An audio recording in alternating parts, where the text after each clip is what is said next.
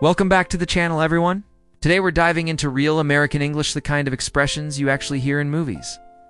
On the street and in everyday conversations, these are the phrases that will make you sound more natural. Ready? Let's get started. First up, don't look at me like that. You'd say this if someone's giving you a look that feels a little judgmental, or maybe even annoyed. Imagine you just said something silly, and your friend gives you a look. You could say, "Hey, don't look at me like that." It's a playful way to call them out. Next, we have "that would hurt." This one is super versatile. It can be for physical pain, like if you see someone trip and fall. You might wince and say, "Ooh, that would hurt." But it's also for emotional pain. If a friend tells you about a mean comment someone made, you could reply with a sympathetic, "Yeah, that would hurt." Moving on to a fast way or a fast method. This is all about efficiency. It's a simple, direct phrase to describe a quick solution. For example, a chef might say, "A fast way to chop onions is to cut them in half first." Or a teacher might explain, "Here's a fast method for solving this math problem." It's clear, practical, and very common. Here's a slightly more formal and polite one. "I'm awfully glad." This is a charming, maybe a little old-fashioned way to say you're very happy about something. Instead of just, "I'm happy you came," you could say, "I'm awfully glad you came." It adds a touch of warmth and sincerity. Or if you hear good news, "I'm awfully glad to hear that." Now for a power word, unstoppable. When you describe someone or something as unstoppable, you mean they are incredibly successful. It's powerful and nothing can get in their way. You might hear people talking about an athlete on a winning streak and say, "He's unstoppable right now." Carries a lot of energy and admiration. What if you're just not getting something? You'd say, "I'm confused." It's a straightforward way to express that you don't understand. If a friend is explaining a complicated story, you can stop them and say, "Wait, I'm confused. Can you explain that again?" It's much better than just nodding along when you're lost.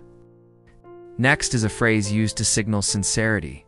To be honest with you, people use this to introduce a thought that's very real and maybe a little difficult to say.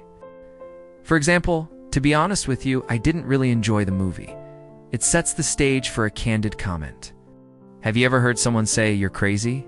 In most casual contexts, this isn't an insult.